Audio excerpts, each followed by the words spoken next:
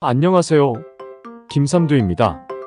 오늘은 채식주의 식단에 대해서 말씀을 드리고자 합니다. 본인의 신념 혹은 건강상의 이유로 채식주의 식단을 실천하는 분들이 많아지는 현재입니다.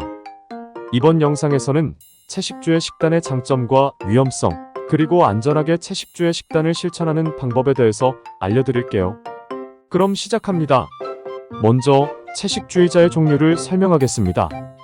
완전 채식주의자는 동물성 식품은 어떠한 것도 먹지 않습니다. 대부분의 영양소는 과일, 빵, 채소, 견과류에서 섭취하죠.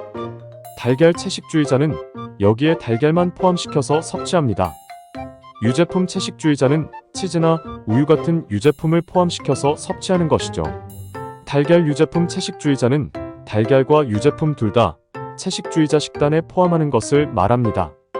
부분 채식주의자들은 채식주의 식단을 기본으로 하지만 경우에 따라 육류나 생선을 먹습니다.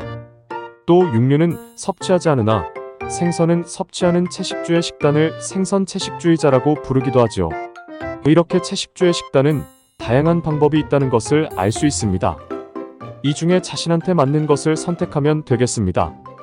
채식주의와 관련된 신념과 사상은 제쳐두고 영양학적인 부분에 대해서만 말씀드리자면 채식주의는 커다란 장점이 있는 것과 동시에 그만한 위험성을 동시에 가지고 있습니다. 우선 채식주의 식단의 장점에 대해 알려드릴게요. 채식주의 식단의 장점 첫 번째, 영양밀도가 높다. 잘 짜여진 채식주의 식단은 영양밀도가 높은 음식인 채소, 과일 등이 높은 비중을 차지합니다. 두 번째, 지방 함량이 낮다. 육류를 아예 섭취하지 않거나 덜 섭취하기 때문에 포화지방과 트랜스지방, 콜레스테롤의 섭취가 매우 낮습니다. 낮은 혈중 콜레스테롤은 심장질환을 예방하는 데도 큰 역할을 하죠. 세 번째, 많은 양의 섬유질을 섭취할 수 있다. 채소에는 많은 양의 섬유질이 있는데 이는 몸속의 콜레스테롤 수치를 낮추고 몸에 질환이 생기는 것을 예방합니다.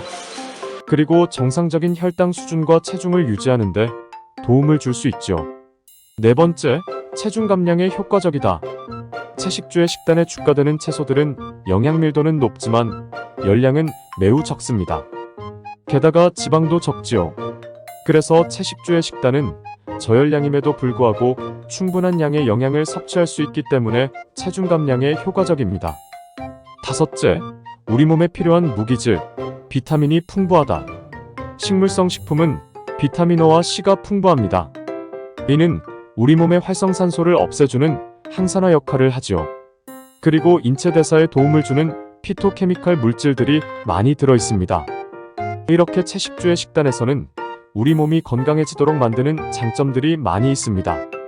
그런데 영양학자들과 의사들은 채식주의 식단의 위험성에 대해서 경고하면서 이를 실천하는 데 필요한 조건들을 이야기합니다.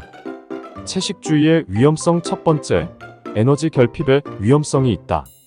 채식주의 식단에 주가되는 채소류는 일반적으로 낮은 열량을 가지고 있기 때문에 체중을 유지하는데 열량이 부족할 수 있습니다.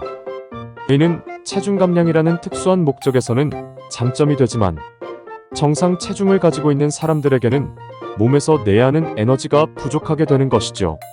이를 해소하기 위해 많은 양의 채소를 섭취하거나 고열량 식품 고구마, 콩, 감자, 옥수수 등을 먹어야 합니다. 채식주의 식단의 위험성 두 번째, 비타민 B12의 결핍. 우리 몸에서 필수적으로 섭취해야 하는 비타민 중 B12는 채소에 존재하지 않거나 굉장히 적은 양만 존재합니다. 그래서 결핍을 막기 위해 달걀 혹은 유제품, 육류 등을 섭취해야 하죠. 그런데 완전 채식주의자들은 이와 같은 식품의 섭취를 전혀 하지 않기 때문에 B12가 첨가된 두유 등으로 이를 보충해 주어야 합니다. 세 번째, 철분, 칼슘, 아연 등 무기질 부족의 위험성. 어떤 채소들에 들어있는 무기질들은 몸에 흡수가 잘 되지 않는 형태로 되어 있습니다. 이런 경우 발효되지 않는 빵을 같이 먹으면 흡수에 도움을 줄 수 있습니다. 그리고 비타민C가 풍부한 식품을 섭취한다면 철분의 흡수를 도울 수 있습니다. 브로콜리, 양배추, 시금치와 같은 녹색 채소에서는 칼슘을 풍부하게 섭취할 수 있습니다. 네 번째, 필수 아미노산 섭취의 불충분. 채식주의 식단의 가장 큰 위험성이자 단점이지요. 채식주의 식단에서 단백질의 섭취는 어렵지 않습니다. 밀, 쌀, 콩과 같은 곡물에는 적당한 양의 단백질이 들어있기 때문이지요. 그런데 대부분의 식물성 단백질에는 최소 하나 이상의 필수 아미노산이 부족합니다. 이는 곧 불완전 단백질이기 때문에 영양 섭취에 있어서도 적절하지 못하지요. 필수 아미노산을 충분히 섭취해야 근육의 합성과 신체의 성장을 이룰 수 있습니다. 그래서 성장기의 아이들은 적당한 육류의 섭취가 매우 중요한 것이죠. 그렇다면 완전 채식주의자들은 필수 아미노산을 어떻게 섭취할 수 있을까요? 방법이 있습니다. 바로 다양한 종류의 식물성 단백질 식품을 섭취하는 것이죠. 곡류에는 라이신이라는 필수 아미노산이 부족합니다. 이는 콩류에 풍부하게 들어있으므로 같이 섭취하면 되는 것이죠. 여섯째, 낮은 크레아틴 수치. 운동하시는 분들께서는 크레아틴이라는 물질에 대해서 한 번쯤은 들어본 경험이 있을 것입니다. 나중 영상에서 설명하겠지만 크레아틴은 고강도 운동을 할 때 에너지를 내게 해주는 역할을 합니다. 그런데 채식주의 식단에는 크레아틴의 양을 충분히 섭취할 수 없습니다. 그래서 채식주의 식단을 지키면서 고강도 운동을 하는 사람들은 크레아틴 영양제를 따로 섭취해 주어야 합니다. 채식주의 식단을 실천하기 위해 가장 중요한 것은 위험성을 꼭 염두에 두고 점진적으로 식단을 바꾸어 나가는 것입니다. 그리고 식단이 변화할 때마다 내 몸에서 어떤 변화가 있는지 귀를 기울여야 합니다. 자신의 신체에 필요한 영양분을 충분히 섭취하고 균형적인 식사를 꾸준히 하는 것이 몸에 이로운 길이 아닐까 생각하면서 최선의 선택을 해야겠죠. 오늘 영상은 여기까지입니다.